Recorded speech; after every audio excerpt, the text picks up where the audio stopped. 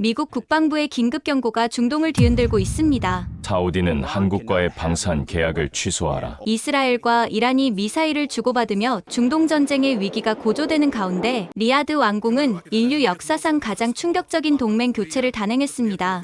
우리는 한국을 선택한다. 한국을 선택한 대가는 참혹했습니다. 70년 우방 미국이 등을 돌렸고 영국과 프랑스까지 적이 되었습니다. 그런데도 무함마드 빈 살만은 단 한 발자국도 물러서지 않았습니다. 도대체 왜 하필 한국이었을까요? 그 질문에 사우디가 내놓은 단 한마디에 전 세계가 경악했습니다. 당신들은 무기를 팔았지만 한국은 살아남는 방법을 설계했습니다. 바로 그 순간 미국의 중동 방산 70년 독점 체제가 산산조각 나기 시작했습니다. 석유 왕국이 급동에 쉬는 강국의 운명을 건 충격적인 이야기 지금 시작합니다. 저는 칼리드 알자라니입니다. 사우디 왕립 방공군 전략기획국장이죠. 30년간 왕국의 하늘을 지켜온 군인으로서 미국 시스템에 대한 절대적 신뢰를 갖고 있었습니다.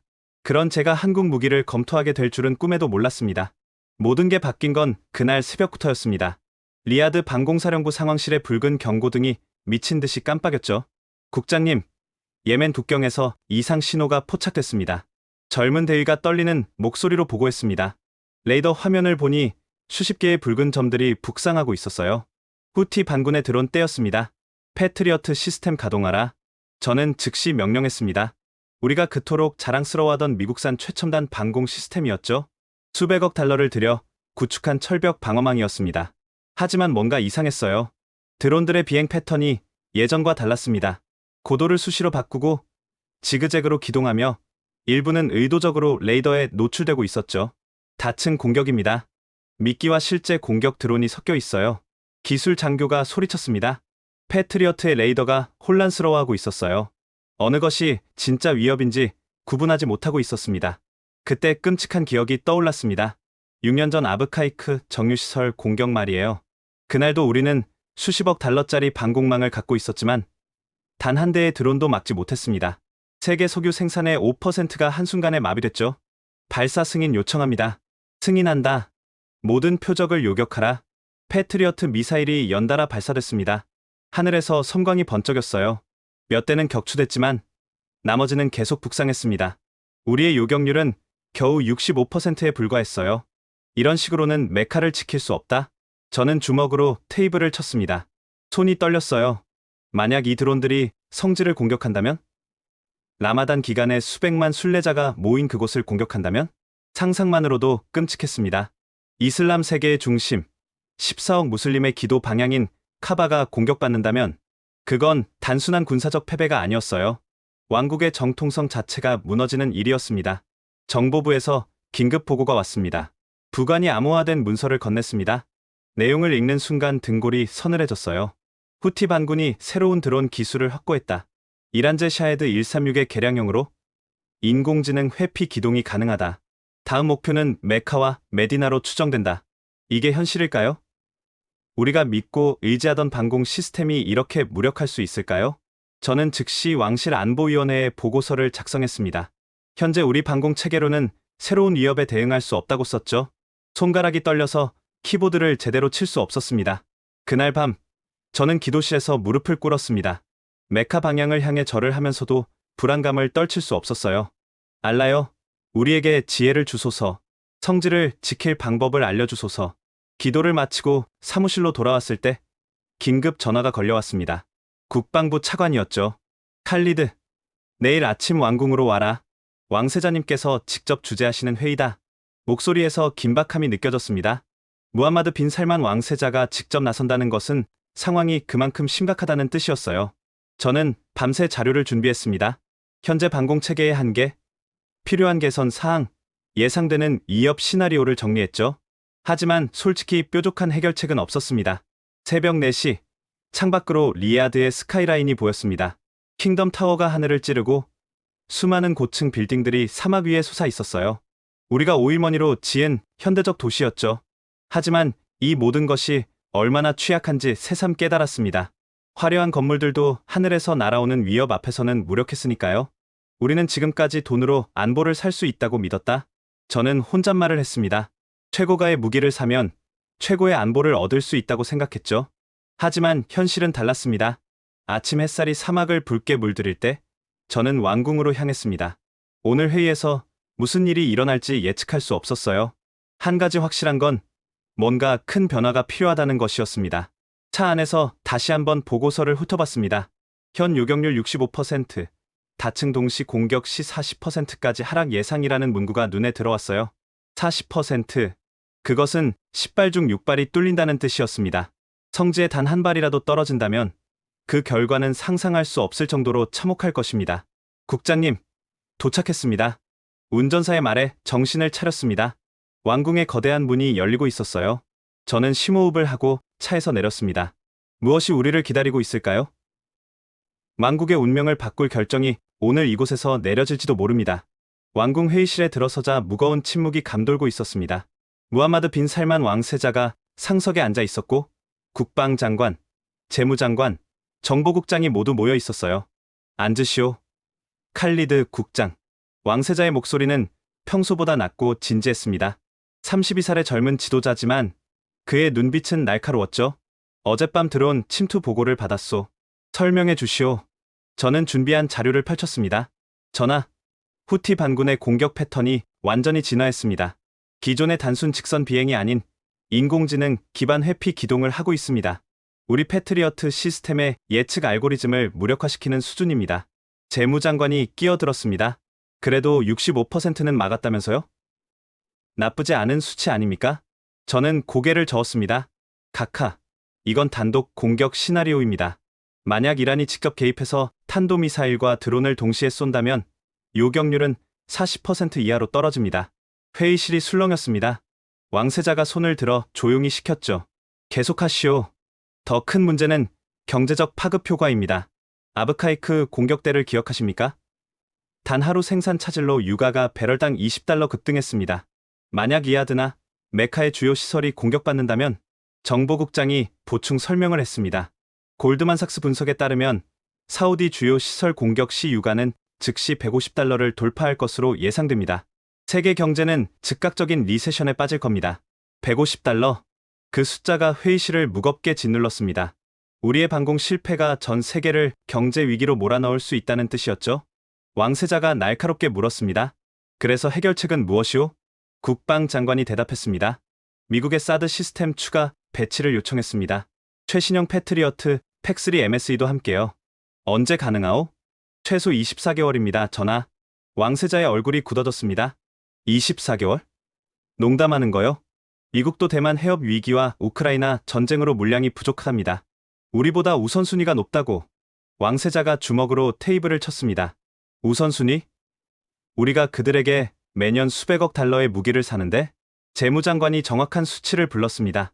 작년에만 780억 달러어치를 구매했습니다. 전하, 780억 달러를 쓰고도 2년을 기다리라고? 회의실에 무거운 침묵이 흘렀습니다. 저는 조심스럽게 입을 열었어요. 프랑스와 영국도 접촉해봤습니다. 샘프티와 스카이 사브레 시스템인데 역시 18개월에서 20개월이 필요하다고 합니다. 왕세자가 비웃음을 터뜨렸습니다. 우리의 석유는 오늘 당장 뽑아가면서 우리의 안전은 2년 후에 챙기겠다는 거군.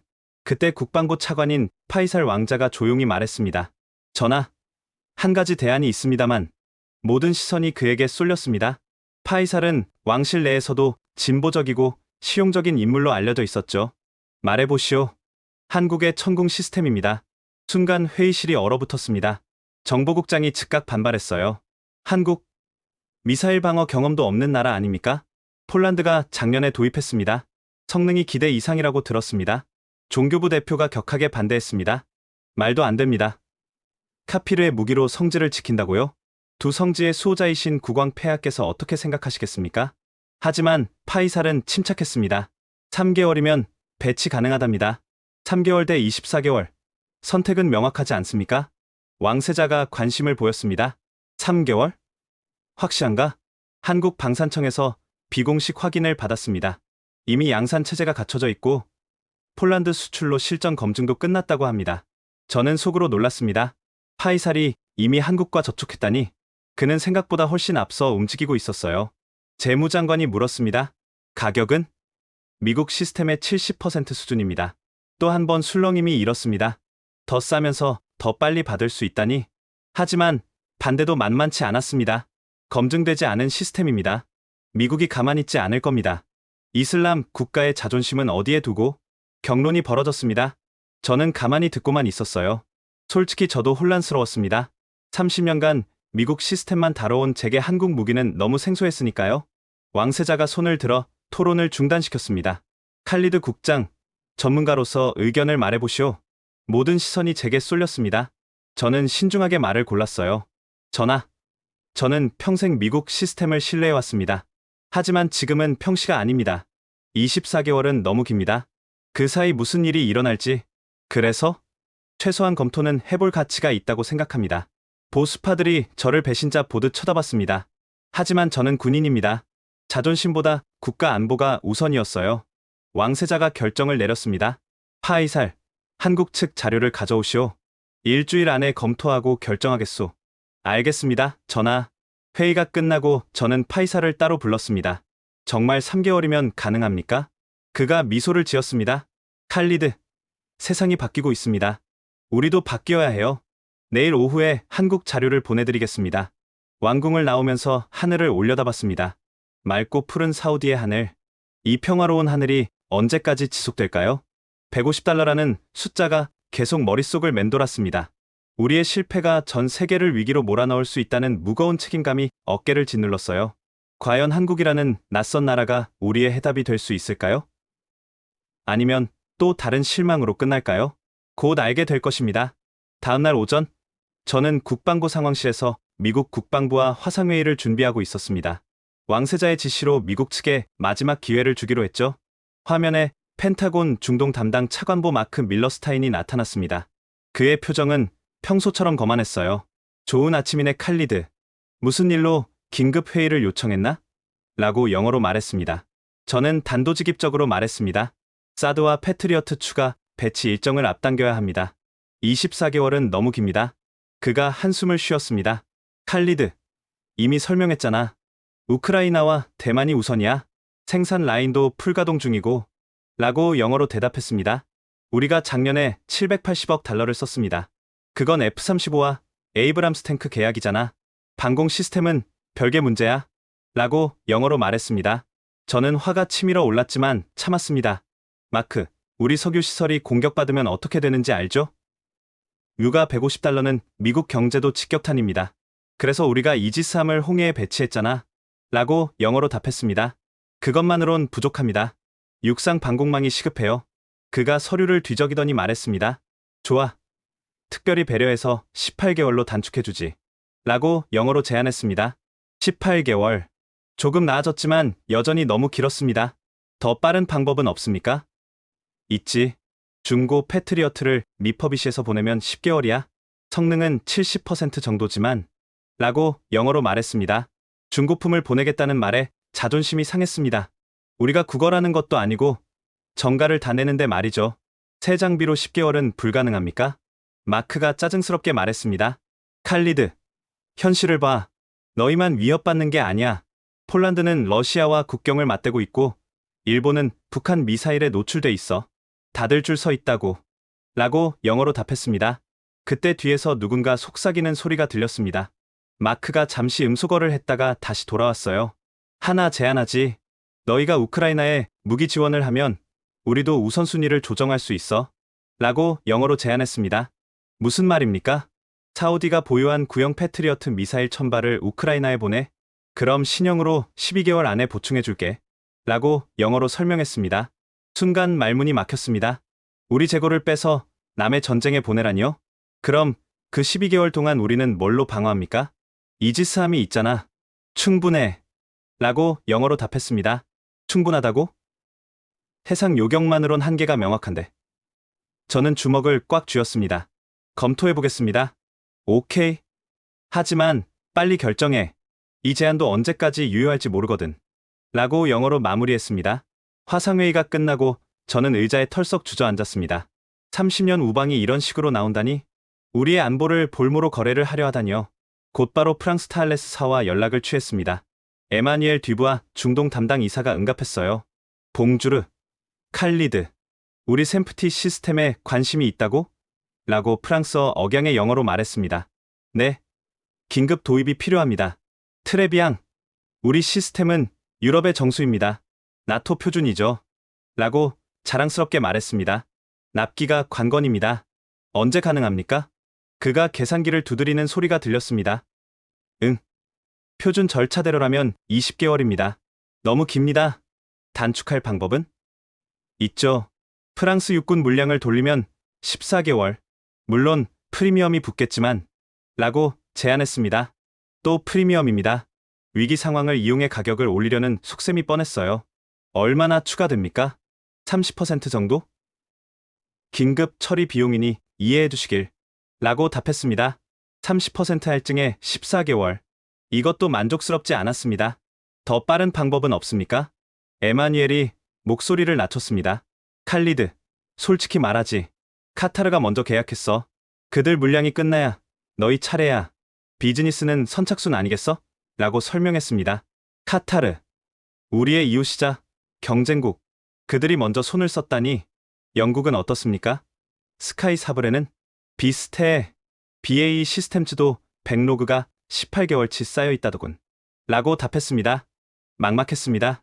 모두가 우리의 급한 사정을 알고 있었고 그걸 이용하려 했어요.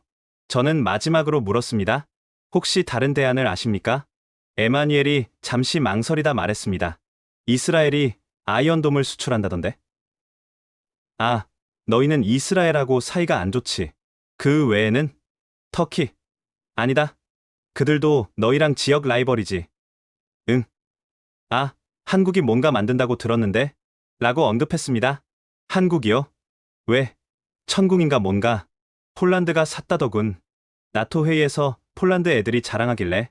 라고 설명했습니다. 프랑스 사람 입에서도 한국이 나왔습니다. 성능은 어떻습니까? 몰라.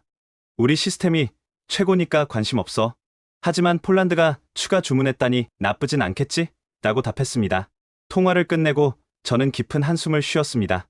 미국도, 프랑스도, 영국도 모두 우리를 우선순위에서 뒤로 밀었어요. 그들에게 우리는 그저 돈 많은 호구였을까요? 위기의 순간에 진짜 친구가 누구인지 알 수 있다고 했는데 우리에겐 진짜 친구가 없었습니다. 바로 그때 파이살에게서 메시지가 왔습니다. 한국 자료 보냈습니다. 한번 보시죠. 저는 암호화된 파일을 열었습니다. 그리고 첫 페이지를 보는 순간 눈이 커졌어요. 3개월 내 전력화 보장, 중동 환경 최적화 완료, 실전 검증 완료. 정말일까요? 아니면 또 다른 빈 약속일까요? 하지만 이미 서방 동맹국들에게 충분히 실망했습니다. 이제는 새로운 가능성을 진지하게 검토해야 할 때인지도 모릅니다. 적어도 그들은 우리를 호구로 보지는 않겠죠. 한국 자료를 검토하던 중 파이살 왕자가 제 사무실을 찾아왔습니다. 그의 표정은 심각했어요. 칼리드, 우리 둘만의 대화로 남겨주길 바라네. 저는 고개를 끄덕이고 문을 잠갔습니다. 그가 조심스럽게 말을 꺼냈어요. 어제 왕세자님과 단독 면담을 했네. 한국 옵션에 대해 진지하게 고려하고 계셔. 하지만 반대가 만만치 않을 텐데요. 그래서 자네 의견이 중요해. 30년간 방공 체계를 다뤄온 전문가 아닌가. 저는 모니터에 띄운 한국 자료를 가리켰습니다. 솔직히 인상적입니다. 스펙상으로는 패트리어트와 동등하거나 일부는 더 나은 수준이에요. 그런데? 하지만 실전 경험이 부족합니다. 폴란드 배치가 전부잖습니까? 파이살이 태블릿을 꺼내 무언가를 보여줬습니다. 이건 폴란드 국방부 내부 평가 보고서야. 작년 벨라루스 국경에서 있었던 일이네. 화면에는 폴란드어로 된 문서가 있었고 영어 번역이 함께 있었습니다. 내용을 읽으면서 점점 놀랐어요. 러시아제 오를란십 드론 편대를 100% 요격? 그것도 전자전 교란 상황에서 말이야. 미국 시스템은 교란에 취약한데 한국 것은 다중 주파수 백업이 있다더군. 흥미로운 내용이었습니다. 하지만 여전히 망설여졌어요. 그래도 우리가 아시아 국가 무기를 쓴다는 게. 파이살이 날카롭게 말했습니다. 칼리드, 1973년을 기억하나? 욤키푸르 전쟁 때 이스라엘이 우리를 어떻게 이겼지? 미국제 무기의 우위였죠. 아니야. 그들은 프랑스제 미라주도 썼고 영국제 센츄리온 탱크도 썼어. 심지어 체코제 무기까지. 그들은 살아남기 위해 출처를 가리지 않았네. 그 말이 가슴에 박혔습니다. 생존 앞에서 자존심이 무슨 소용일까요? 하지만 종교계의 반발이. 내가 데모스크 이맘들과 이미 접촉했네. 뭐라고요? 파이살이 미소를 지었습니다. 젊은 이맘들은 생각이 다르더군. 알라는 가장 강한 무기로 신자들을 지키라 하셨다고? 출처는 언급 안 하셨다면서. 영리한 해석이었습니다. 하지만 보수파들이 가만히 있지 않을 게 뻔했어요. 그때 노크 소리가 들렸습니다. 부관이었어요. 국장님, 압둘라 알셰이크 이맘이 오셨습니다. 파이살과 저는 눈을 마주쳤습니다. 말소문이 벌써 퍼진 모양이었어요. 80세의 보수파 거물 압둘라가 들어왔습니다. 그의 눈빛은 분노로 가득했죠. 파이살, 자네도 여기 있군. 좋아. 둘 다 들으라고 하지. 그는 지팡이로 바닥을 쾅 찍었습니다. 감히 카피르의 무기로 하람을 지킨다는 발상을 누가 했나? 이단도 이런 이단이 없네. 파이살이 침착하게 대답했습니다. 이만님, 한국은 우호국입니다. 우리 건설 프로젝트에도 참여하고 건설과 무기는 다르네. 성질을 지키는 신성한 임무를 불신자들에게 맡긴다고? 저는 조심스럽게 끼어들었습니다. 이만님, 기술은 종교가 없습니다. 우리도 미국 무기를 쓰는데 그들도 기독교 국가 아닙니까? 압둘라가 저를 노려봤습니다. 미국은 다르네. 70년 동맹이자 책의 백성이야. 하지만 한국은? 그들이 알라를 아는가? 파이살이 반박했습니다. 한국 무슬림이 20만 명입니다. 서울에 모스크도 있고요. 그들도 우리처럼 기도합니다. 20만. 5천만 중에 20만이 무슨 의미가 있나? 논쟁이 계속됐습니다. 압둘라는 완고했고 우리는 현실을 강조했죠. 이만님, 만약 메카가 공격받으면 어떻게 하시겠습니까? 제 질문에 그가 잠시 멈췄습니다. 알라께서 지켜주실 것이네. 알라께서는 우리에게 스스로를 지킬 의무도 주셨습니다. 최선의 수단을 찾는 것도 그 의무 아닐까요? 압둘라가 수염을 쓸어내렸습니다. 고민하는 기색이 역력했어요. 만약 말이네. 정말로 그것만이 유일한 방법이라면? 파이살이 기회를 놓치지 않았습니다. 3개월 대 24개월입니다. 이만님, 21개월 동안 메카가 위험에 노출되는 것과 출처가 다른 방패를 쓰는 것 중 어느 게 더 큰 죄일까요? 압둘라가 한참 침묵하다가 말했습니다. 내일 종교위원회를 소집하겠네. 하지만 약속은 못하네. 반대가 극심할 것이야. 그가 떠난 뒤 파이살이 안도의 한숨을 쉬었습니다. 첫 관문은 통과했네. 하지만 이제 시작일 뿐입니다. 그때 전화가 울렸습니다. 왕세자 비서실이었어요. 내일 오전 10시 국가안보회의가 열립니다. 한국 옵션이 공식 안건입니다. 드디어 물이 위로 올라왔습니다. 이제 숨길 수 없는 논쟁이 시작될 거예요. 저는 파이살에게 물었습니다. 한국 측과 실제로 접촉해 보셨습니까? 내 조카가 한국 하나에어로스페이스 중동 지사장과 아는 사이야? 비공식적으로 타진해봤지. 뭐라던가요? 자신들도 사우디 시장에 관심이 많대. 준비는 끝났다고. 가격은? 패트리어트의 70%. 협상 여지도 있고 숫자로만 보면 매력적이었습니다. 하지만 숫자가 전부는 아니었죠. 기술 이전은 가능할까요? 그것도 열려있대. 공동 생산까지 검토 가능하다고. 공동 생산. 그것은 단순 구매를 넘어서는 제안이었습니다. 파이살이 진지하게 말했습니다. 칼리드, 이건 무기 구매 이상의 의미가 있네. 새로운 파트너십의 시작일 수 있어. 하지만 미국이 가만히 있지 않을 겁니다. 그래서 더 빨리 움직여야 해. 기회의 창은 오래 열려 있지 않아. 그날 밤, 저는 다시 한국 자료를 꼼꼼히 검토했습니다. 기술 사양, 운용 개념, 훈련 프로그램까지. 과연 이들이 우리의 하늘을 지킬 수 있을까? 모든 것이 불확실했지만 한 가지는 분명했습니다. 우리에게 시간이 없다는 것, 그리고 기존의 방식으로는 더 이상 안 된다는 것. 내일 회의에서 무슨 일이 벌어질지 예측할 수 없었습니다. 하지만 변화의 바람은 이미 불기 시작했어요. 금기는 깨지기 위해 존재하는 법이니까요. 국가안보회의 전날 밤, 저는 거의 뜬 눈으로 지새웠습니다. 책상 위에는 각국 방공 시스템 비교 분석표가 펼쳐져 있었죠. 새벽 3시, 마침내 폴란드 국방부 고위 관계자로부터 암호화된 이메일이 도착했습니다. 칼리드, 요청하신 천궁 실전 데이터를 보낸다. 이건 나토 기밀이니 조심해서 다뤄주길. 떨리는 손으로 파일을 열었습니다. 첫 페이지부터 충격적인 숫자들이 눈에 들어왔어요. 올해 3분기 벨라루스 국경 방공 작전 결과 총 47회 드론 침투 시도 천궁 요격률 97.8%, 패트리어트 요격률 82.3%, 복합 운용 시 요격률 99.2%, 97.8%라니. 게다가 더 놀라운 건 다음 내용이었습니다. 전자전 교란 상황에서도 성능 저하 없음. 다중 주파수 호핑 기술로 러시아 전자전 장비 크라스화사 무력화. 저는 즉시 기술 분석에 들어갔습니다. 한국 시스템의 핵심은 AESA 레이더였어요. 미국의 ANM PQ-65보다 작지만 더 강력했죠.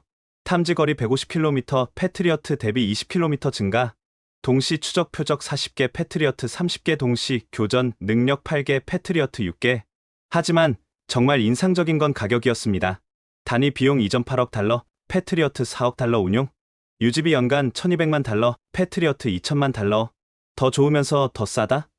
어떻게 가능한 일일까요? 새벽 5시, 파이살로부터 전화가 왔습니다.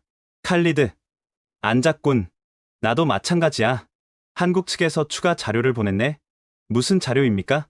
사우디 환경 적응 시험 결과야. 작년에 비밀리에 진행했대. 또 한 번 놀랐습니다. 그들이 벌써 우리 환경을 연구했다고? 파일을 받아 열어보니 정말 철저한 분석이었습니다.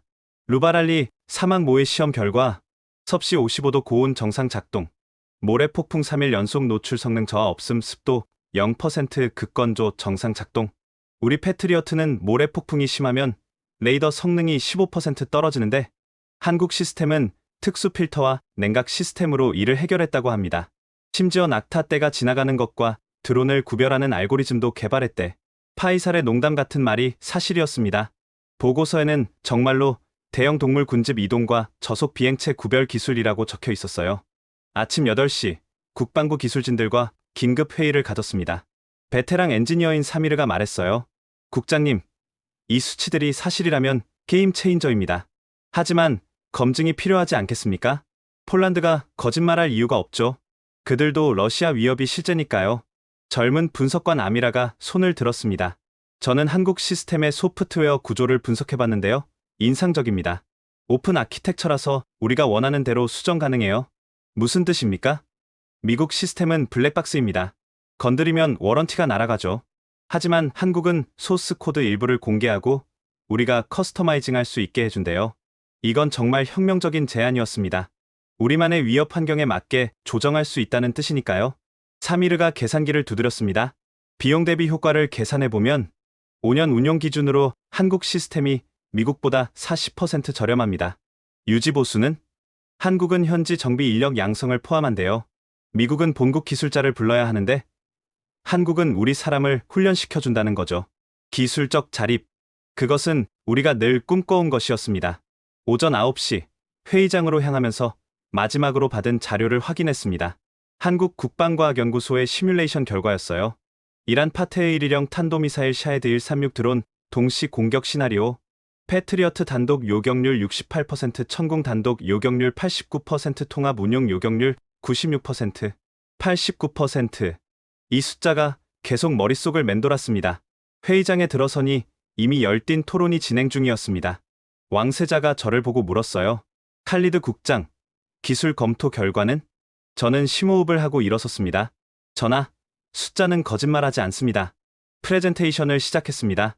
요격률, 비용, 납기, 기술 이전. 하나하나 설명할 때마다 회의장 분위기가 바뀌는 게 느껴졌어요. 특히 이 부분에서 큰 반응이 있었습니다. 3개월 배치 시 예상 손실령 24개월 대기 시 예상 손실, 최소 300억 달러, 차이 300억 달러, 측정 불가한 인명피해. 재무장관이 놀라서 물었습니다. 300억 달러 산출 근거는?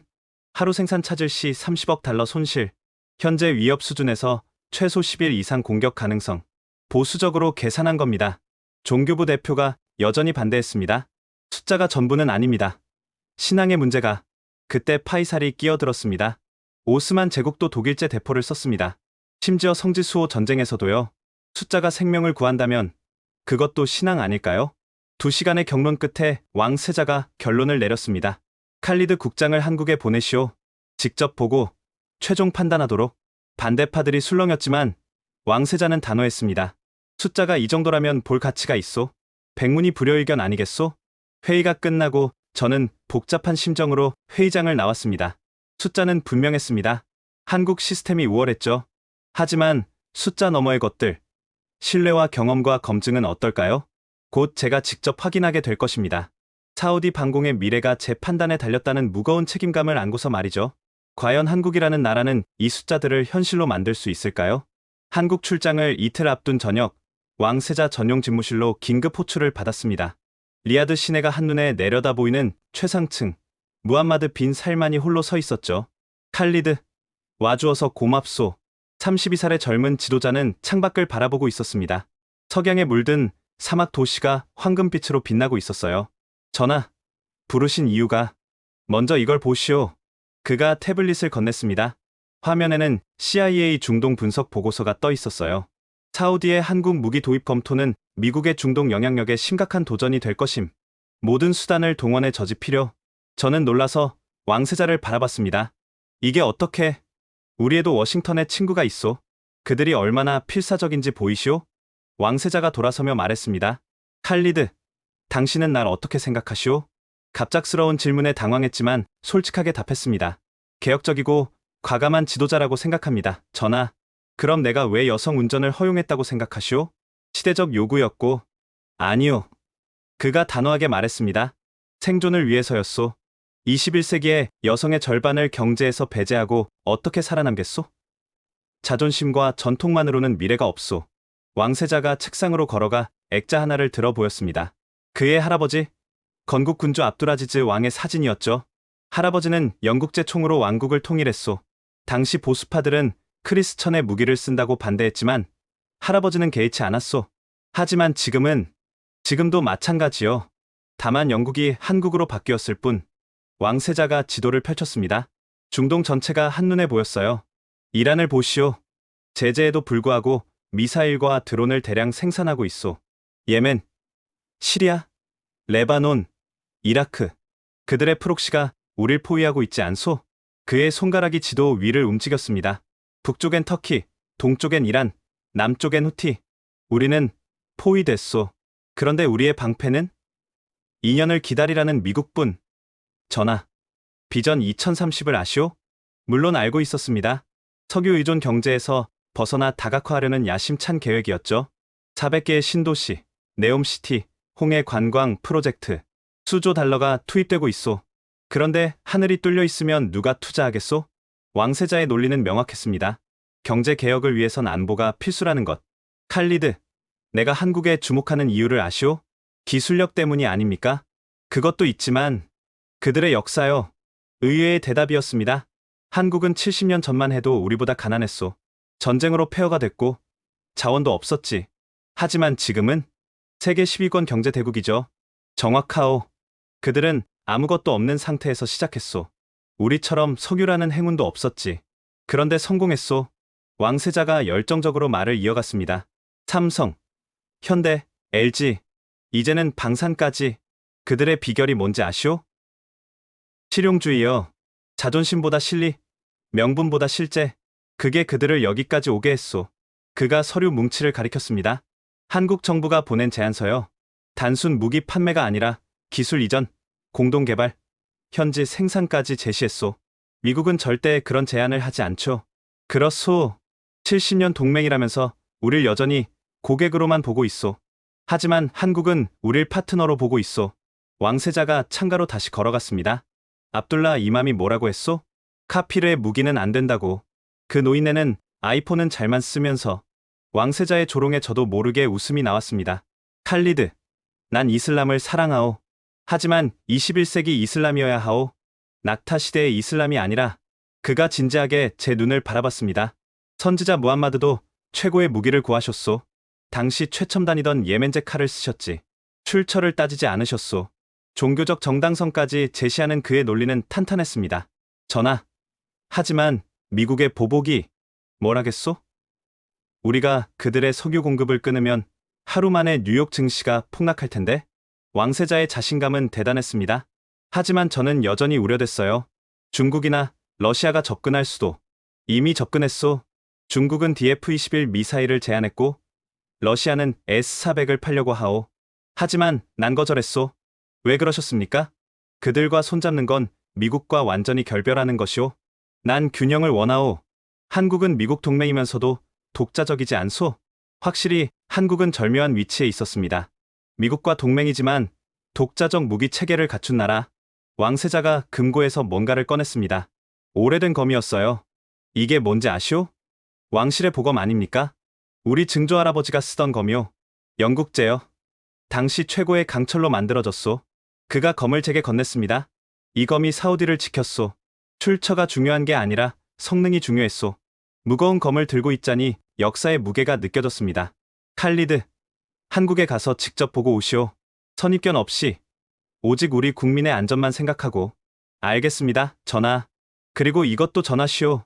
왕세자가 봉인된 친서를 건넸습니다. 한국 대통령에게 전할 내 개인 서신이오. 우리가 진지하다는 걸 보여주는 거요. 저는 놀랐습니다. 국왕도 아닌 왕세자가 직접 친서를 보내다니. 내용은 새로운 파트너십의 제안이오. 방산을 넘어서는. 왕세자가 미소를 지었습니다. 한국이 우리의 네옴시티 스마트 기술 파트너가 되면 어떨까? 삼성과 현대가 참여한다면? 야심찬 구상이었습니다. 단순 무기 구매를 넘어 전략적 동반자 관계를 맺겠다는. 가서 그들의 진심을 확인하시오. 우리를 ATM으로 보는지 진짜 파트너로 보는지 반드시 확인하겠습니다. 제가 일어서려 하자 왕세자가 마지막으로 말했습니다. 칼리드, 역사는 용기 있는 자의 편이오. 우리 할아버지들이 그랬듯이. 집무실을 나오면서 많은 생각이 들었습니다. 젊은 왕세자의 비전과 열정, 그리고 현실적 판단력. 복도에서 파이사를 만났습니다. 어떠셨나? 전하께서 매우 단호하십니다. 당연하지. 이건 그분의 미래가 걸린 일이니까. 비전 2030이 성공하려면 안보가 필수야. 파이살이 목소리를 낮췄습니다. 미국 대사가 오늘도 3번이나 면담 요청을 했대. 필사적이더군. 뭐라고 하셨답니까? 왕세자님이 사냥 가셨다고. 매 사냥에는 시간이 걸린다고. 우리는 웃었습니다. 왕세자다운 위트였죠. 한국 가는 비행기는 내일 밤 전용기로. 왕실 가문 문장을 단 특별기야. 우리의 진정성을 보여주려고. 모든 것이 치밀하게 준비되고 있었습니다. 그날 밤 저는 오랜만에 깊은 잠을 잤습니다. 왕세자의 확신이 제게도 전염된 것 같았어요. 역사는 용기 있는 자의 편. 그 말이 계속 맴돌았습니다. 우리도 이제 용기를 낼 때가 온 것 같았어요. 내일이면 저는 7,000km를 날아 낯선 나라로 향합니다. 그곳에서 사우디의 미래를 결정할 무언가를 보게 되겠죠? 과연 한국은 왕세자의 기대에 부응할 수 있을까요? 아니면 또 다른 실망으로 끝날까요? 곧 알게 될 것입니다. 인천공항에 도착했을 때 저를 놀라게 한 것은 날씨였습니다. 5월인데도 선선한 바람이 불었죠. 사막의 열기에 익숙한 제게는 신선한 충격이었습니다. 어서 오십시오. 칼리드 국장님. 한화에어로스페이스의 박태영 전무가 직접 마중을 나왔습니다. 40대 중반의 그는 중동에서 10년을 일했다고 했죠. 아흘란와 사흘란. 박 전무가 유창한 아랍어로 인사하자 저는 깜짝 놀랐습니다. 아랍어를 하시는군요. 두바이와 쿠웨이트에서 일했습니다. 중동을 이해하지 못하면 진정한 파트너가 될 수 없다고 배웠죠. 첫인상부터 달랐습니다. 미국 업체들은 우리에게 영어를 강요했는데 말이죠. 창원으로 가는 차 안에서 박 전무가 물었습니다. 사우디의 상황이 심각하다고 들었습니다. 솔직히 그렇습니다. 매일 위협이 증가하고 있죠. 저희가 도울 수 있다면 최선을 다하겠습니다. 파트너의 아픔은 우리의 아픔이니까요. 파트너. 그 단어가 자연스럽게 나왔습니다. 한화방산 단지에 도착했을 때 규모에 한 번 더 놀랐습니다. 거대한 공장들이 질서정연하게 늘어서 있었어요. 여기서 천궁 시스템을 생산합니다. 월 생산 능력은 4세트입니다. 한 달에 4세트나요? 네. 폴란드 수출 이후 생산 라인을 2배로 늘렸습니다. 사우디를 위한 준비였죠. 이미 우리를 위해 투자했다는 말에 인상 깊었습니다. 생산 현장에 들어서자 놀라운 광경이 펼쳐졌습니다. 수백 명의 엔지니어가 일사불란하게 움직이고 있었어요. 저기 보이는 게 다기능 레이더입니다. 핵심 부품이죠. 거대한 육각형 레이더가 조립되고 있었습니다. 미국 것보다 훨씬 정교해 보였어요. 이 레이더의 특징은 뭡니까? 보셨듯이 AESA 방식입니다. 하지만 특별한 점이 있죠. 박 전무가 태블릿을 꺼내 설명했습니다. 사막 환경을 위해 특수 설계했습니다. 냉각 시스템은 섭씨 60도에서도 작동하고 모래 필터는 0.1 마이크론까지 걸러냅니다. 정말 우리를 위해 개발한 겁니까? 그럼요. 작년부터 준비했습니다. 사우디 기상청 데이터를 모두 분석했죠. 그들의 치밀함에 감탄했습니다. 다음은 미사일 조립 라인이었습니다. 천궁 미사일은 2단 추진 방식입니다. 초기 가속은 고체 연료, 종말 단계는 직격 방식이죠. 요격 고도는 최저 5m에서 최고 20km까지, 드론부터 탄도미사일까지 모두 대응 가능합니다. 인상적이었습니다. 우리가 겪는 다층 위협에 딱 맞는 스펙이었죠. 그때 한 엔지니어가 다가왔습니다. 전무님, 사우디 버전 소프트웨어 테스트 준비됐습니다. 사우디 버전이요? 박 전무가 설명했습니다. 각 나라마다 위협이 다릅니다. 사우디는 이란제 드론과 예멘 미사일이 주요 위협이죠. 그래서 맞춤형 알고리즘을 개발했습니다. 시험실로 이동했습니다. 거대한 스크린에 시뮬레이션이 떠올랐어요. 이란 샤헤드 136 드론 50대 동시 공격 시나리오입니다. 화면에서 붉은 점들이 사우디 지도를 향해 날아왔습니다. 천궁 시스템이 작동하자 하나씩 격추되기 시작했어요. 요격률 94%. 나머지 6%도 2차 방어선에서 처리 가능합니다. 어떻게 이런 정확도가 가능하죠? 인공지능입니다. 매 요격마다 학습하죠. 적의 패턴을 파악하고 다음을 예측합니다. 미국 시스템에는 없는 기능이었습니다. 점심 식사 중에 박 전무가 뜻밖의 이야기를 꺼냈습니다. 사실 저희 아버지 세대가 베트남전에 참전하셨습니다. 국가를 지킨다는 게 얼마나 무거운 책임인지 압니다. 아, 그래서 압니다. 돈으로 살 수 없는 가치가 있다는 것도요. 그의 진정성이 느껴졌습니다. 오후에는 야외 시험장으로 이동했습니다. 실제 발사 시연을 보기 위해서였죠. 오늘은 특별히 사막 환경을 재현했습니다. 정말로 시험장 한쪽에는 모래를 뿌리는 장치가 작동하고 있었어요. 발사 준비 10초 전. 긴장감이 감돌았습니다. 제 손에도 땀이 났어요. 발사. 천궁 미사일이 하늘로 솟구쳤습니다. 목표물을 향해 정확히 날아가더니 공중에서 완벽하게 명중시켰죠. 성공입니다. 모래바람 속에서도 100% 명중. 엔지니어들이 환호했습니다. 저도 모르게 박수를 쳤어요. 이제 진짜를 보여드리죠. 박 전무가 말했습니다. 다중표적 동시 공격 시나리오입니다. 실전과 동일하게 8개의 드론이 각기 다른 방향에서 날아왔습니다. 고도도 속도도 제각각이었죠. 천궁 시스템이 침착하게 표적을 분석했습니다. 그리고 연속으로 미사일을 발사했어요. 탕, 탕, 탕, 탕. 8발 모두 명중. 하늘에서 불꽃이 연달아 터졌습니다. 이게 가능한 거군요. 네. 그리고 이건 시작일 뿐입니다. 저녁, 한화 회장 주최 만찬이 있었습니다. 70대의 노신사는 겸손했어요. 중동의 평화에 기여할 수 있다면 영광입니다. 한국은 왜 방산에 뛰어들었습니까? 회장이 잠시 생각하더니 답했습니다. 우리도 전쟁을 겪었습니다. 무력함이 얼마나 비참한지 압니다. 스스로를 지킬 힘이 없으면 자유도 없죠. 공감이 갔습니다. 석유만 믿고 안보를 소홀히 한 우리와는 달랐어요. 사우디와 진정한 파트너가 되고 싶습니다. 단순한 거래가 아닌 함께 성장하는 관계요. 만찬이 끝나고 호텔로 돌아왔을 때 왕세자로부터 메시지가 왔습니다. 어떠한가? 저는 짧게 답했습니다. 기대 이상입니다. 그들은 준비되어 있습니다. 좋소. 계속 지켜보시오. 창밖으로 한국의 야경이 보였습니다. 불과 70년 전 폐허였던 나라가 이런 기술 강국이 되었다니 우리도 할 수 있다. 그런 생각이 들었습니다. 석유시대 이후를 준비하는 우리에게 한국은 좋은 롤모델이 될 수 있을 것 같았어요. 내일은 또 무엇을 보여줄까요? 기대감을 안고 잠자리에 들었습니다. 한국에서 돌아온 지 한 달 후 역사적인 시연회가 네푸드 사막에서 열렸습니다. 사우디 북서부의 이 거대한 사막은 완벽한 시험장이었죠. 뜨거운 열기와 모래바람, 그리고 끝없는 지평선. 각국 참관단이 도착하기 시작했습니다. 부관이 보고했습니다. 15개국에서 온 군사 전문가들이 속속 집결하고 있었어요. 미국에서는 중동사령부 부사령관이 직접 왔습니다. 표정이 굳어 있었죠. 프랑스 타알레스 대표단도 신경질적으로 보였고요. 저들이 왜 왔을까요? 파이살이 비웃었습니다. 한국 시스템이 실패하길 바라는 거지. 그래야 자기들 물건을 팔 테니까. 반대로 중동 국가들의 표정은 기대감으로 가득했습니다. UAE, 쿠웨이트, 카타르, 오만. 모두가 우리의 선택을 주시하고 있었죠. 박태영 전무가 다가왔습니다. 준비 완료했습니다. 오늘 보여드릴 것은 3가지입니다. 3가지요. 첫째, 극한 환경에서의 작동. 둘째, 다층 복합 공격 대응. 셋째, 그리고 깜짝 선물이 있습니다. 깜짝 선물이라니? 궁금했지만 그는 미소만 지을 뿐이었어요. 오전 10시, 시연이 시작됐습니다. 기온은 벌써 섭씨 48도를 넘어서고 있었죠. 먼저 환경 테스트입니다. 인공 모래 폭풍 발생 장치가 작동했습니다. 시야가 10m도 안 될 정도로 모래가 날렸어요. 이런 환경에서도 작동합니까? 터키 무관이 의심스럽게 물었습니다. 지켜보십시오. 천궁 레이더가 회전하기 시작했습니다. 모래 폭풍 속에서도 선명한 신호를 잡아내고 있었어요. 표적 발견. 거리 89km, 고도 3000m. 모니터에 선명하게 표적이 나타났습니다. 모래 폭풍이 레이더에 전혀 영향을 주지 않았어요. 발사. 미사일이 모래구름을 뚫고 솟구쳤습니다. 그리고 정확히 표적을 명중시켰죠. 믿을 수 없군. 독일 관계자가 중얼거렸습니다. 다음은 온도 테스트였습니다.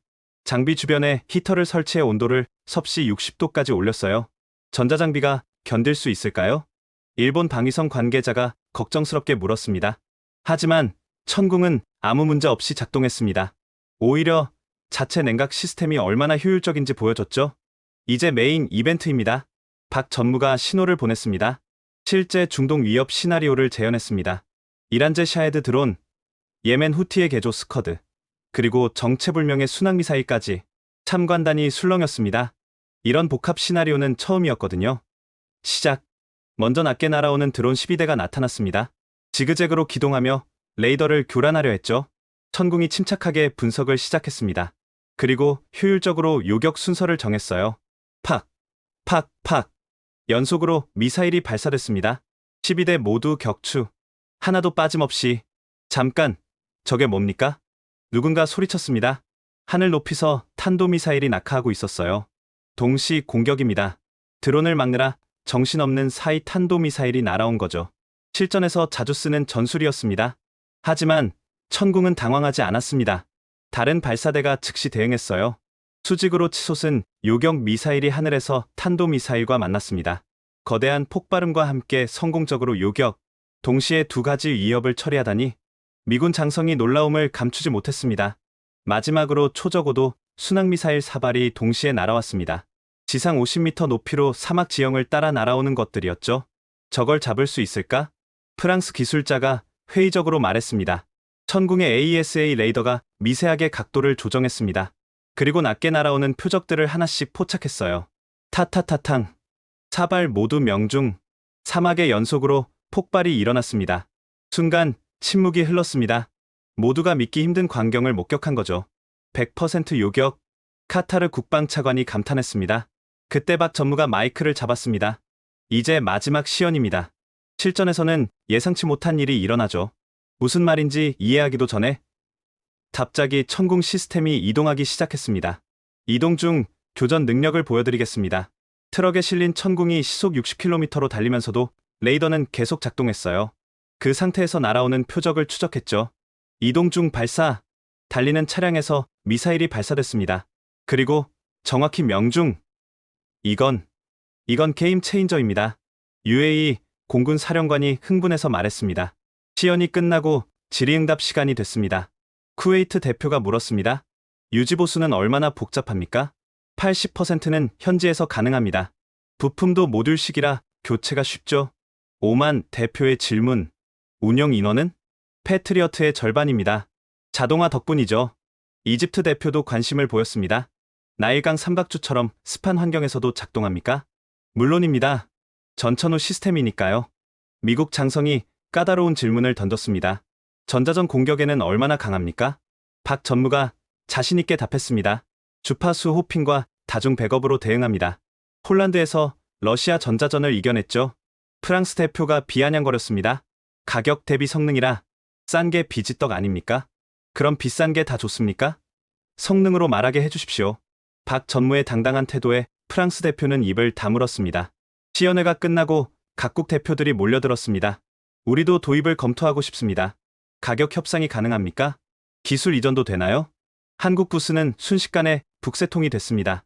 반면 미국과 프랑스 부스는 한산했죠. 저녁 왕세자에게 보고했습니다. 완벽한 성공이었습니다. 전하. 그래. 나도 영상으로 봤소. 미국 놈들 표정이 가관이더군. 이제 결정만 남았습니다. 왕세자가 잠시 침묵했다가 말했습니다. 내일 발표하시오. 사우디는 한국을 선택한다고. 역사적인 결정이었습니다. 파이살이 제게 속삭였습니다. 오늘로 중동 방산 시장의 판도가 바뀌었네. 더 이상 서방의 동무대가 아냐. 맞는 말이었습니다. 작은 나라 한국이 거대한 균열을 만들어낸 거죠. 밤하늘을 올려다봤습니다. 사막의 별들이 유난히 밝았어요. 내일이면 전 세계가 놀랄 것입니다. 석유 왕국 사우디가 극동의 신흥 강국을 선택했다는 소식에, 그리고 이것은 시작에 불과할 것입니다. 발표 당일 아침, 리야드 국방부 대회의장은 전 세계 언론으로 가득 찼습니다. CNN, BBC, 알자지라, 로이터 모두가 사우디의 결정을 기다리고 있었죠.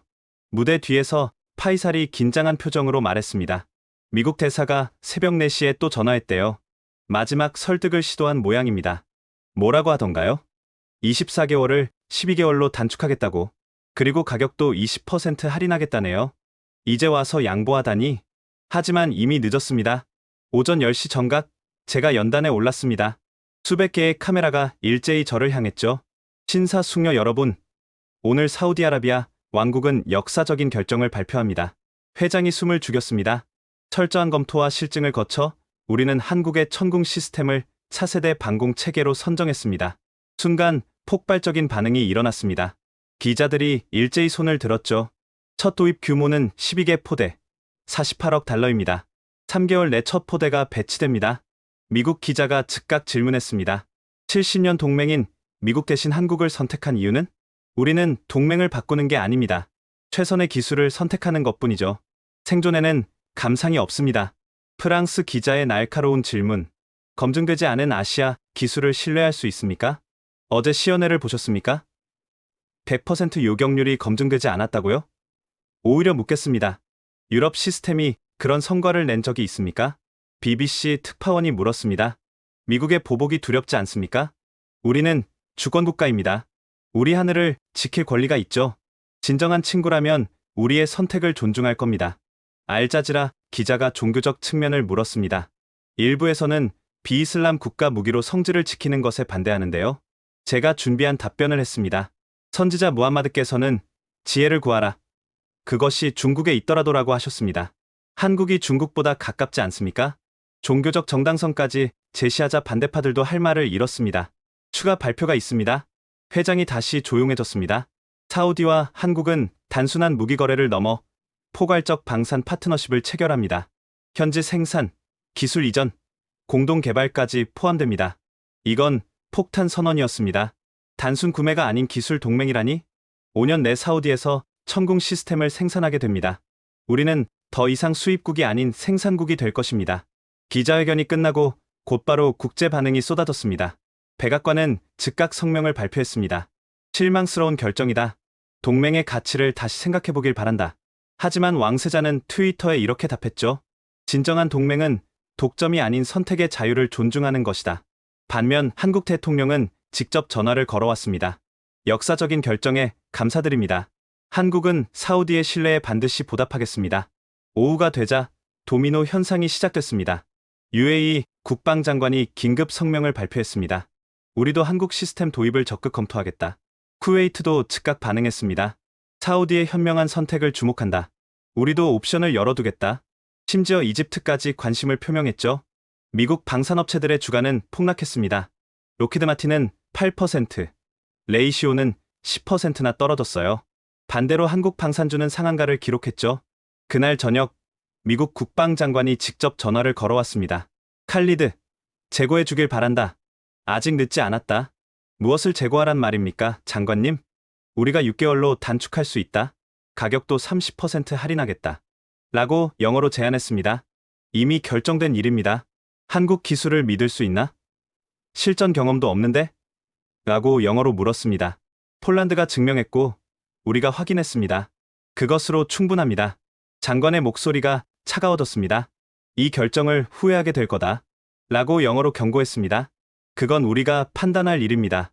전화를 끊고 나니 속이 후련했습니다. 70년간 그들의 눈치를 봤는데 오늘 처음으로 당당하게 맞섰으니까요. 다음날 왕궁에서 한국 대표단과 공식 계약식이 있었습니다. 무함마드 빈 살만 왕세자가 직접 참석했죠. 오늘은 단순한 무기 계약이 아닙니다. 새로운 미래를 여는 날입니다. 한화 회장이 답했습니다. 사우디의 신뢰에 영혼을 담아 보답하겠습니다. 이것은 거래가 아닌 동반자의 약속입니다. 계약서에 서명하는 순간 역사가 바뀌는 걸 느꼈습니다. 서명식 후 리셉션에서 박태영 전무가 제게 다가왔습니다. 이제 시작입니다. 3개월 뒤 첫 시스템이 도착하면 진짜가 시작되죠. 한국은 약속을 지킬 수 있습니까? 한국전쟁 후 우리가 어떻게 여기까지 왔는지 아십니까? 약속을 지켜서입니다. 신뢰를 잃으면 우리 같은 작은 나라는 살아남을 수 없으니까요. 그의 말에 무게가 있었습니다. 리셉션장 한쪽에서는 각국 대표들이 한국 팀을 둘러싸고 있었어요. 우리도 협상하고 싶다. 기술 이전 조건을 듣고 싶다. 공동 개발은 어떤 방식으로? 미국과 프랑스 대표들은 구석에서 어두운 표정으로 속삭이고 있었죠. 파이살이 샴페인 잔을 들며 말했습니다. 축배를 들자. 왕국의 새로운 시작을 위해 모두가 잔을 들었습니다. 밖으로 나오니 리야드의 하늘이 유난히 맑았습니다. 3개월 뒤면 저 하늘을 한국 기술이 지키게 될 것입니다. 70년 만의 변화였죠. 과연 우리의 선택이 옳았을까요? 시간이 증명해 줄 것입니다. 하지만 한 가지는 확실했습니다. 우리는 더 이상 누구의 눈치도 보지 않고 우리의 미래를 선택했다는 것. 그것만으로도 큰 의미가 있었습니다. 계약 발표 일주일 후 중동 전역이 들썩이기 시작했습니다. 제 사무실 전화는 하루 종일 울렸죠.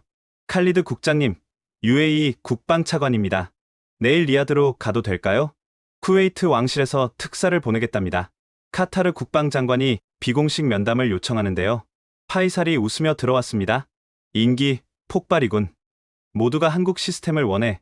예상은 했지만 이 정도일 줄은. 가장 먼저 움직인 건 UAE였습니다. 두바이의 통치자 셰이크 모하메드가 직접 전화를 걸어왔어요. 칼리드, 우리도 천궁이 필요하다. 사우디가 확인해줬으니 의심의 여지가 없지. 한국 측과 연결해드리겠습니다. 전하. 아니, 더 큰 그림을 그리고 싶다. 사우디와 UAE가 공동으로 한국과 협상하면 어떻겠나?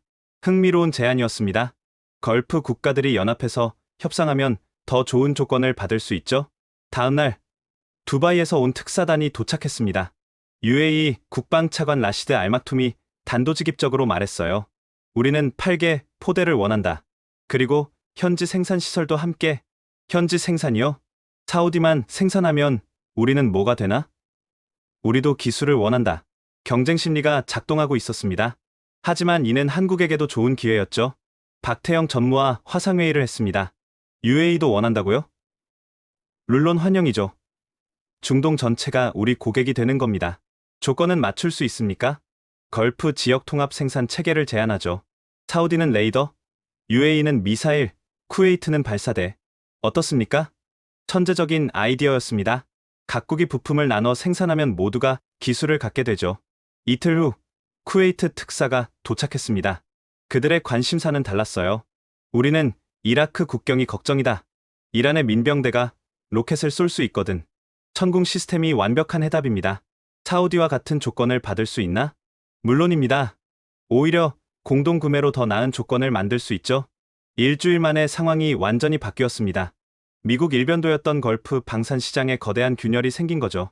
가장 극적인 건 카타르였습니다. 그들은 사우디와 사이가 좋지 않았는데도 연락해왔어요. 적의 적은 친구라고 하지 않나? 카타르 국방장관이 비밀 회동에서 말했습니다. 우리도 후티의 위협을 받고 있다. 사우디와 같은 고민이지.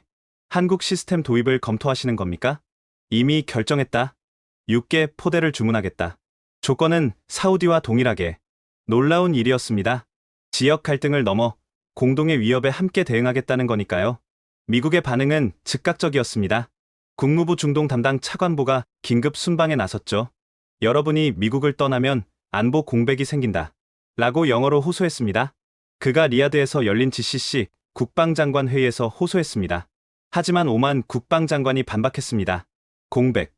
2년을 기다리라는 게 공백 아닌가? 우리 패트리어트 시스템은 40년의 실전 경험이 있다. 라고 영어로 주장했습니다. 그 40년 된 시스템이 작년 예멘 드론을 못 막았잖아. 분위기가 싸늘해졌습니다. 미국의 설득은 오히려 역효과를 냈죠. 프랑스도 필사적이었습니다. 마크롱 대통령이 직접 나섰어요. 유럽과 중동의 전통적 유대를 생각해달라. 라고 프랑스어 억양의 영어로 말했습니다. 하지만 UAE 통치자가 일침을 놨습니다. 전통. 위기의 순간에 18개월을 기다리라는 게 전통인가? 한국 정부도 발빠르게 움직였습니다. 외교부 장관이 중동 순방에 나섰고 방산 수출 금융 지원을 대폭 확대했죠. 2주 후 역사적인 발표가 있었습니다. GCC 6개국 공동 구매 협정 체결. 사우디, UAE, 쿠웨이트, 카타르, 오만, 바레인이 함께 한국 천궁 시스템을 도입하기로 한 것입니다. 총 규모는 300억 달러. 한국 방산 역사상 최대 규모였죠. 더 중요한 건 기술 협력이었습니다. 걸프 통합, 방산 생산 체계 구축. 각국이 부품을 나눠 생산하고 기술을 공유하며 공동 연구개발까지 하는 야심찬 계획이었어요. 박태영 전무가 감격해하며 전화를 걸어왔습니다. 칼리드 국장님 덕분입니다. 사우디가 문을 열어줬어요. 우리도 한국 덕분에 새로운 미래를 보게 됐습니다. 이제 정말 시작이네요. 함께 만들어가죠. 계약 서명식은 리야드에서 성대하게 열렸습니다. 6개국 국방장관이 모두 참석했죠. 무함마드 빈 살만 왕세자가 기조연설을 했습니다. 오늘 우리는 방산 독립을 선언한다. 더 이상 구매자가 아닌 생산자가 될 것이다. 한국 대통령도 화상으로 축하 메시지를 보냈습니다. 한국과 GCC의 파트너십은 윈윈의 모델이 될 것입니다. 서명식이 끝나고 리셉션에서 각국 대표들의 표정은 밝았습니다. 드디어 우리도 기술을 갖게 됐어. 2년이 아니라 3개월이야. 믿어지나? 한국이 진정한 파트너라는 걸 증명했지. 하지만 구석에서 미국과 프랑스 대표들은 어두운 표정으로 서 있었죠. 파이살이 제게 속삭였습니다. 70년 독점 체제가 2주 만에 무너졌네. 역사는 이렇게 바뀌는 거야. 밖으로 나오니 리야드의 밤하늘에 불꽃놀이가 터지고 있었습니다. GCC 통합 방산 체계 출범을 축하하는 행사였죠. 하늘을 수놓는 불꽃을 보며 생각했습니다. 우리가 뿌린 작은 씨앗이 이렇게 큰 나무로 자랄 줄 누가 알았을까요? 그리고 이것은 시작에 불과합니다. 진짜 변화는 이제부터 시작될 테니까요.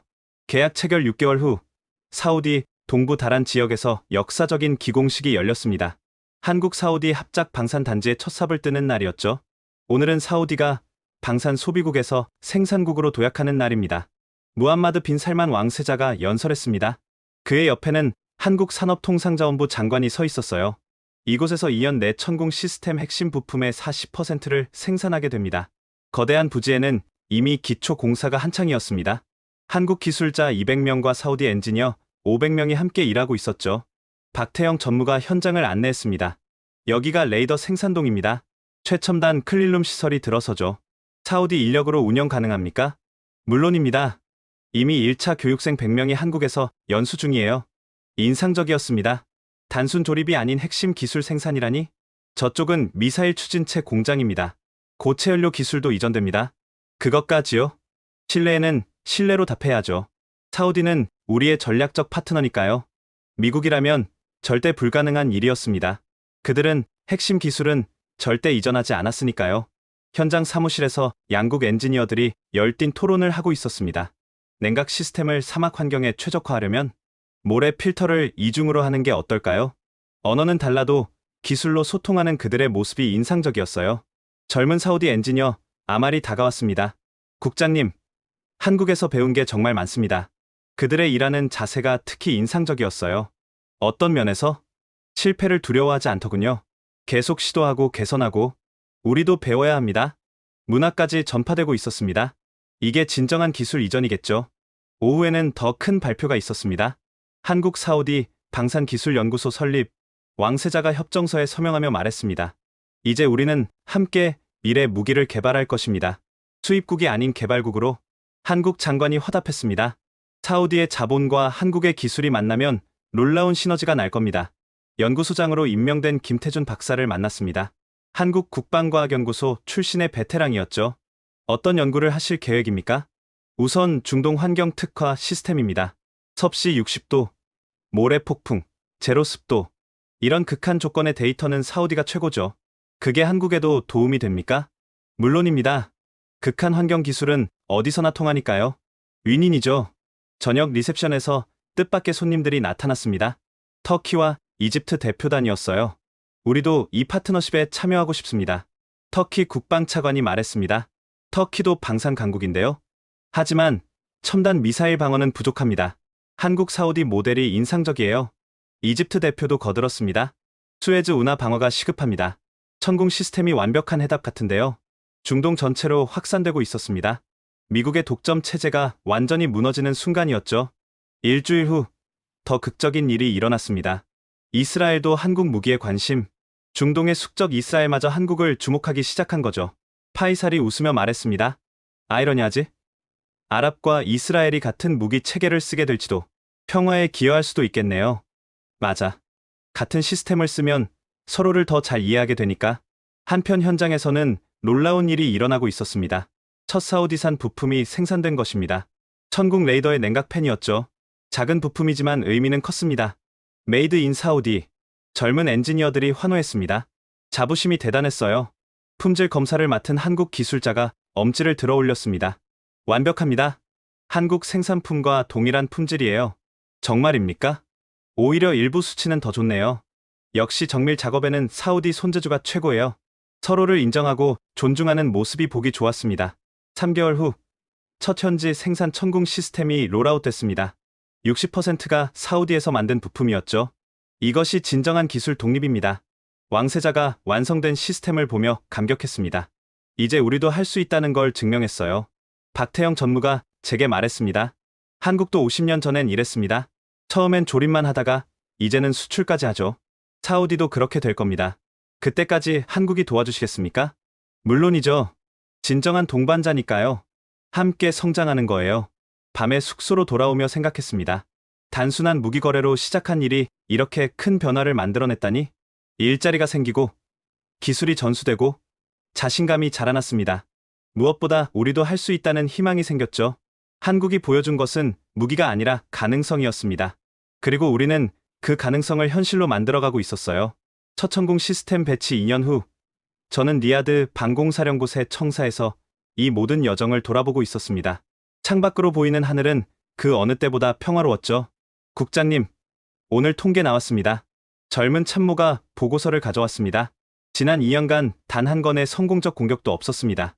요격률 100% 달성이에요. 놀라운 성과였습니다. 87차례의 드론 및 미사일 공격을 모두 막아낸 거죠. 민간 피해는 제로입니다. 경제 손실도 없고요. 2년 전 우려했던 $150 유가 시나리오는 기후가 됐습니다. 완벽한 방어 덕분에 석유시설은 안전했고 국제 유가도 안정됐죠. 더 놀라운 건 파급 효과였습니다. 외국인 직접 투자가 전년 대비 35% 증가했습니다. 파이살이 경제 보고서를 보여줬습니다. 안전하다는 인식이 퍼지면서 투자가 몰리고 있어요.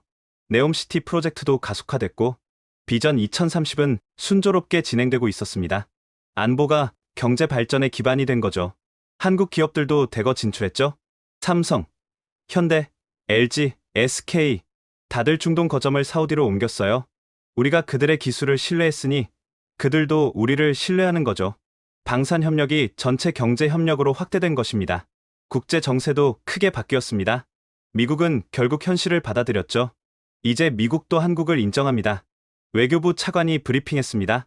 펜타곤에서 한국 천궁 시스템 도입을 검토한다는데요. 미국이요? 아이러니하죠. 자기들이 그렇게 반대하더니 이제는 성능을 인정한 거예요. 실제로 나토 회의에서 천궁 시스템이 새로운 표준으로 논의되고 있었습니다. 폴란드의 성공 사례가 유럽 전체로 퍼진 거죠. 가장 큰 변화는 사우디 내부였습니다. 방산 분야 일자리가 3만 개 창출됐습니다. 인력개발부 보고서였습니다. 엔지니어 12,000명, 기술자 13,000명, 연구원 5,000명, 모두 고급 일자리죠. 젊은이들의 인식도 바뀌었습니다. 더 이상 석유에만 의존하지 않고 기술로 미래를 만들 수 있다는 자신감이 생겼어요. 한국과의 관계는 혈맹 수준이 됐습니다. 내년에 한 사우디 정상회담이 리야드에서 열립니다. 의제는 우주 개발 협력입니다. 한국의 누리호 기술과 우리의 자본이 만나는 거죠.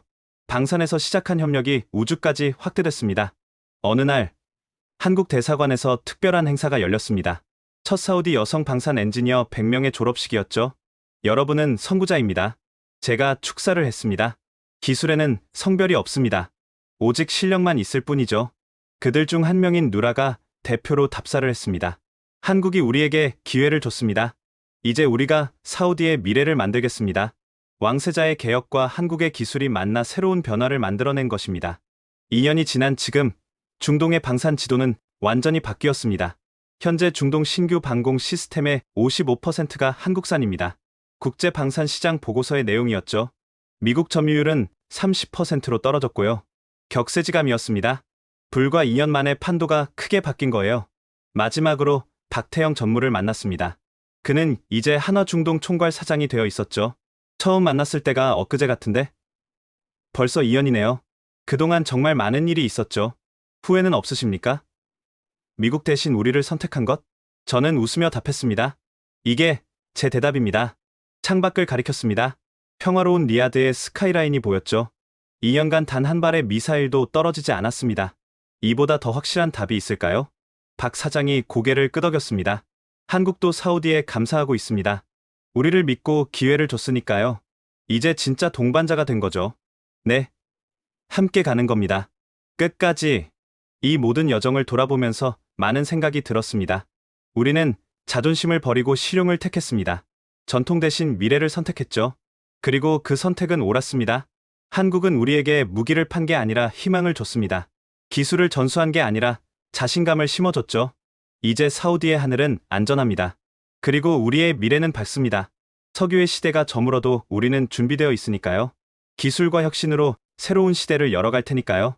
그 시작점에 한국이 있었다는 걸 우리는 영원히 기억할 것입니다. 마지막으로 이 말을 남기고 싶습니다. 때로는 작은 선택이 역사를 바꾼다. 우리의 선택이 그랬다. 지금까지 석유 왕국 사우디아라비아가 70년 우방을 버리고 극동의 신흥 강국을 선택한 이야기 어떠셨나요? 자존심과 전통에 갇혀있던 왕국이 생존을 위해 실용을 택하자 놀라운 변화가 시작됐습니다. 단순한 무기 구매가 아닌 진정한 기술 동맹으로 발전했죠. 한국은 사우디에게 가능성을 보여줬고 사우디는 한국에게 기회를 제공했습니다. 서로를 신뢰하고 존중하며 함께 성장하는 모습. 이것이 진정한 파트너십 아닐까요? 오늘날 우리나라 방산 기술이 세계 곳곳에서 생명을 지키고 평화를 수호하고 있다는 사실, 정말 자랑스럽지 않으신가요? 이 놀라운 K방산의 성공 스토리를 더 많은 분들과 나누고 싶으시다면 영상 공유 부탁드립니다. 세계가 인정한 한국의 기술력을 널리 알려주세요. 구독과 좋아요는 더 많은 숨겨진 이야기를 전해드리는 힘이 됩니다. 지금까지 원더풀 해외사연이었습니다. 감사합니다.